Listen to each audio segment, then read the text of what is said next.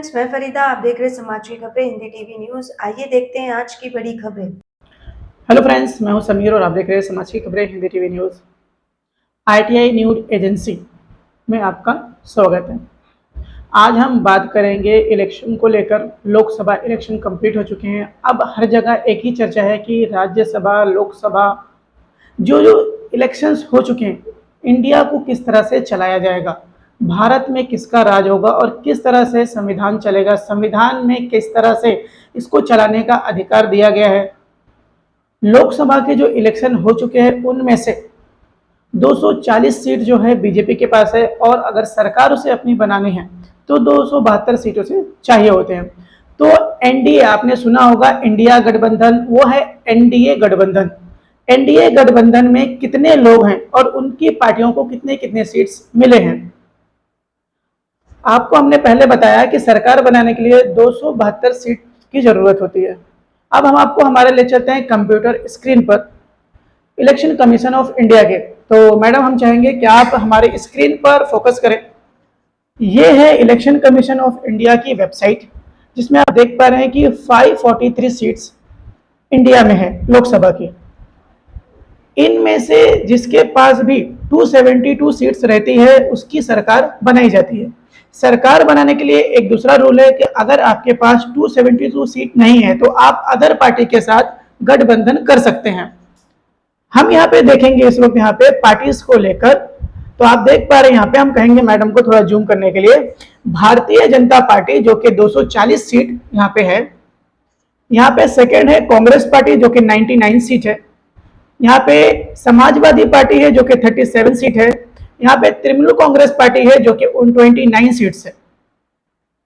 यहाँ पे डीएमके है जिसके पास 22 सीट है। यहाँ पे तेलुगु डीम्स है जो कि 16 सीट है इसके पास। टीडीपी, ये टीडीपी जो है ये एनडीए अलायंस में आता है। जैसे कि हमने आपको बताया कि दो पार्टियों का गठन किया गया है, एनडीए अलायंस और इंडिया अलायंस, जिसमें उसके बाद हम देख पा रहे हैं कि जनता दल यूनाइटेड, इन्हें हर कोई जानता होगा। नीतीश कुमार जी जो कि अक्सर पलटू चाचा के नाम से फेमस हैं। आपने अक्सर देखा होगा बिहार की राजनीति में अक्सर दिखाया जाता है, पलटू चाचा करके इन्हें बुलाया जाता है। ये किसी भी पार्टी में है लेकिन सीएम ये यही रहते हैं। फिर हम बात करेंगे, नीचे आते हैं शिवसेना, उद्धव बाला साहब ठाकरे। पहले ये एक पार्टी था लेकिन 2022 में इसके दो टुकड़े हो गए, सिंधे गुट और यूबीटी गुट। सिंधे गुट और यूबीटी गुट। लेकिन अभी भी हम कहेंगे कि शिवसेना पार्टी टूटी जरूर है, जख्मी जरूर है, लेकिन अपना बहुत अच्छा परफॉर्मेंस कर रही है। आप देख पा रहे हैं इस वक्त हमारे इस वीडियो में कि 9 सीट इस वक्त यूबीटी शिवसेना के पास है, जो कि महाराष्ट्र की मानी हुई पार्टी है। इसमें इसका राज रहता है, महाराष्ट्र मतलब शिवसेना कहलाता है।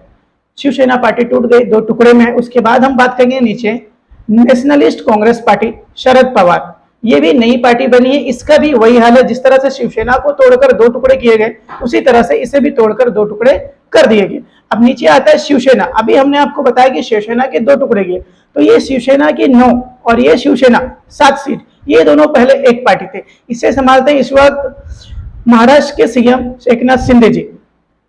फिर हम और नीचे आते हैं, देख सकते हैं यहाँ पे लोक जनशक्ति पार्टी, इनके पास है 5 सीट। फिर यहाँ पे है वाईएसआरसीपी, इनके पास है 4 सीट। फिर यहाँ पे राष्ट्रीय जनता दल पार्टी जो कि बिहार से है, ये तेजस्वी यादव जो कि काफी फेमस है। इन्होंने अक्सर अपने प्रचार में दिखाया था कि ये काफी बीमार थे और बीमार होने के बाद भी जनता के बीच में जा जाकर प्रचार कर रहे थे। इनके पास यहाँ पे 4 सीट है। इंडियन यूनियन मुस्लिम लीग जिसके पास 3 सीट है। फिर हम बात करेंगे और नीचे आकर आम आदमी पार्टी, जो कि आपने काफी फेमस देखा होगा आम आदमी पार्टी को लेकर, केजरीवाल को लेकर कि इनको जेल में डाला गया, जेल से इनको बेल मिली प्रचार करने के लिए, अभी फिर से वो जेल में है।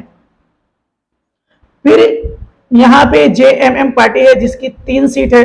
फिर यहाँ पे जन सेवा पार्टी है जो कि 2 सीट है। अब हम बात करके जन सेवा पार्टी है जो है, ये जन सेवा पार्टी 2 सीट, ये एनडीए अलायंस में आता है। इसे एनडीए अलायंस में जोड़ा जाता है। फिर हम और ऊपर जाते हैं एनडीए अलायंस के अलावा, फिर हम यहाँ पे जैसे हमने आपको बताया कि ये एक पार्टी है जनता दल जो कि नीतीश कुमार जी की है, दूसरा ये पार्टी है टीडीपी जिनकी बस 16 ये एनडीए में है। अगर ये पार्टियां जो हमने आपको बताया, ये जो पार्टीज है अगर एनडीए को सपोर्ट करती है तो बड़ी आसानी से मोदी सरकार बनाई जा सकती है। और बाकी पार्टियां जो हमने आपको बताई इंडिया अलायंस, जैसे कि हमने बताया आपको बीजेपी के अलावा कांग्रेस, समाजवादी, तृणमूल कांग्रेस, राष्ट्रवादी, शिवसेना, यूबीटी, ये इंडिया अलायंस में जाता है।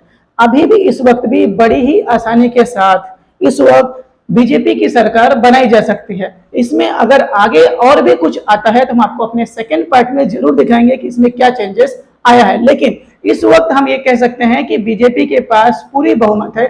अभी भी बीजेपी अपने सहयोगी साथियों के साथ में अपना सरकार बना सकती है।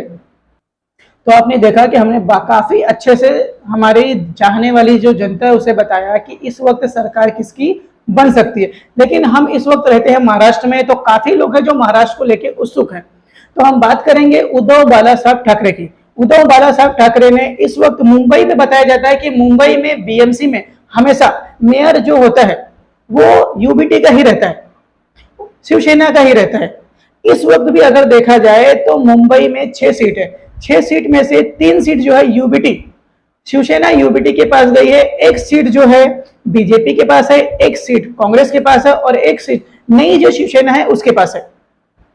6 सीट कंप्लीट। हम ये कह सकते हैं कि शिवसेना अगर अभी भी इलेक्शन अगर बीएमसी का होता है तो शिवसेना यूबीटी का ही राज उस पर बीएमसी पे होगा, ऐसा इन आंकड़ों को देखते हुए कहा जा सकता है। हाँ, लेकिन आंकड़ों में फ्यूचर में आगे हेरफेर हो सकता है, हम उसकी गारंटी, लेकिन अब तक की जो जानकारी लोगों से बातचीत करके हमें मिली, जिन लोगों से हमने बातचीत किया, उन्हें जो हमें बताया, जो हमें समझाया, उससे हमें यही समझ में आता कि शिवसेना जो तोड़ी गई उसके बाद भी अभी भी शिवसेना में काफी जोश दिखाई दे रहा है, क्योंकि 3-3 सीट यहाँ पर शिवसेना की है। उसके अलावा 1 सीट उनकी ऐसी है जिससे 48 वोट से हारे हैं।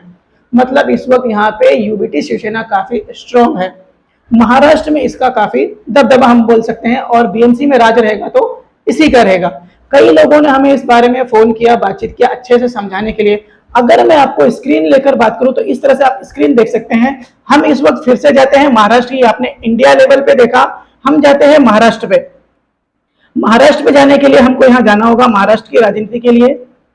यहाँ पे स्टेट वाइज आप देख सकते हैं। अगर इस वेबसाइट पे अगर आप आते हैं इलेक्शन कमीशन ऑफ इंडिया, इस पे आपको जाना होगा और यहाँ से चेक करना होगा महाराष्ट्र। ये आया महाराष्ट्र। महाराष्ट्र में देख सकते हैं ये महाराष्ट्र की हमारी सीट्स हैं। तो महाराष्ट्र में टोटल 48 सीट है, जिसमें हम बातचीत करेंगे कि किस पार्टी के पास कितनी सीट है। तो आप देख सकते हैं हमारी स्क्रीन पे ये महाराष्ट्र की सीट्स हैं 48 सीट, जिसमें से नेशनल कांग्रेस पार्टी के पास 13 सीट है और भारतीय जनता पार्टी के पास 9 सीट है। शिवसेना यूबीटी के पास 9 सीट है और नेशनल कांग्रेस पार्टी शरद पवार के पास 8 सीट है। शिवसेना शिंदे गुट के पास 7 सीट है। नेशनल कांग्रेस पार्टी अजित पवार जो कि 1 सीट उनके पास है, इंडिपेंडेंट में 1 सीट है। इसके अलावा हम बात करते हैं मुंबई में, तो मुंबई की जो 6 सीट है, 6 सीट के बारे में हम बातचीत करेंगे और जानेंगे कि इस पे कौन कौन से पार्टी के कौन से कैंडिडेट जीते हैं। तो अब हम जाते हैं मुंबई की, नॉर्थ मुंबई की सीट पर, जो कि नॉर्थ मुंबई कॉन्स्टिट्यूंसी 26 है। यहाँ पे आप देख पा रहे हैं हमारे स्क्रीन पर कि पीयूष गोयल जी का नाम यहाँ पे फर्स्ट पे दिखाया जा रहा है। सेकंड जो है हमारे कॉम्पिटिटर जो कि कांग्रेस पार्टी ने उतारा था भूषण पाटिल जी को, इन्होंने ओन किया है 3,57,608 वोट के साथ में। उसके बाद हम बातचीत करेंगे कॉन्स्टिट्यूंसी 27 की। 27 में अगर देखा जाए तो यहाँ पे अमूल कीर्तिकर जो कि यूबीटी से हैं और रविंद्र दत्ताराम वाइकर जो कि शिवसेना शिंदे गुट से, इन्होंने ओन जीत हासिल की है। इनको मिले हैं 48 वोट एक्स्ट्रा, जिसकी वजह से इनकी जीत हुई है। अब हम जाते हैं कॉन्स्टिट्यूंसी 28 में। 28 की बात की जाए तो आप देख पा रहे हैं यहाँ पे ओन, यहाँ पे 29,861 वोट के साथ इनको जीत मिली है संजय दीना पाटिल जी को। इनको कंपटीशन दे रहे थे बीजेपी पार्टी की तरफ से मिहिर चंद्रकांत जी, जो कि इस वक्त हार चुके हैं। अब हम बात करेंगे 29 सीट, जो कि कॉन्स्टिट्यूंसी 29 है, मुंबई साउथ सेंटर। अगर देखा जाए तो यहाँ पे वर्षा गायकवाड़ जी जो दिख रही है आपको स्क्रीन पे, हमारे वर्षा गायकवाड़ जी को जीत मिली है यहाँ से। वहां पे कंपटीशन दे रहे थे बीजेपी पार्टी के एडवोकेट उज्जवल निकम। वर्षा गायकवाड़ जी ने 16,514 वोट से जीत हासिल की। अगर वर्षा गायकवाड़ जी की बात की जाए तो मुंबई में वर्षा गायकवाड़ कांग्रेस की मुंबई हेड है। हम और आगे चलते हैं तो यहां हम चलते हैं आगे। यहां पे इन्होंने जीत हासिल की है उद्धव बाला साहब ठाकरे शिवसेना गुट से है ये। इन्होंने 53,384 वोट से जीत हासिल की है। अनिल यशवंत देसाई जी हैं, उनको कंपटीशन कर रहे थे शिवसेना पार्टी जो कि शिंदे गुट से हैं, राहुल रमेश शेवलकर जी। हम और आगे चलते हैं अगर समझने के लिए तो यहां देखा जाए तो यहां पर देखते हैं हम, यहां पे भी शिवसेना गुट के उद्धव बाला साहब ठाकरे गुट के अरविंद गणपत सावंत जी हैं जो जीते हैं। इन्होंने जीता है 52,673 वोटों से और इनको मिला, इनको जीत मिली है। और उनके सामने खड़ी थी यामिनी यशवंत यादव जो कि शिंदे गुट से शिवसेना से ही है। अगर आपने देखा कि इस तरह से हमने आपको पूरा स्क्रीन लेकर बाकायदा सरकारी आंकड़ों के सरकारी वेबसाइट्स के साथ हमने आपसे बातचीत किया ताकि हमें चाहने वाले जो हमारी जनता है जो हमें देखती है उसका भरोसा हमारे पे बरकरार रहे, उसे किसी भी तरह की मिसअंडरस्टैंडिंग ना हो, कोई भी उन्हें बताए कुछ अलग तरीके से तो ना, बल्कि वेबसाइट्स को भी वो खुद भी जाकर देख सकते हैं कि क्या हाल किस पार्टी का कहां पर है।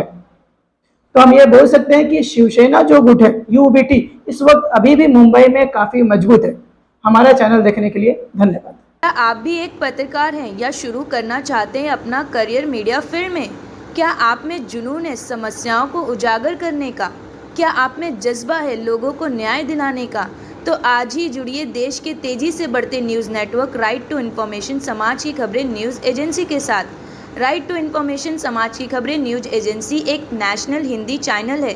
हमारे टीम में 100 से ज़्यादा रिपोर्टर्स काम कर रहे हैं। आप भी जुड़िए राइट टू इन्फॉर्मेशन समाज की खबरें न्यूज़ एजेंसी के साथ और बनाइए पत्रकारिता में अपना सफल करियर।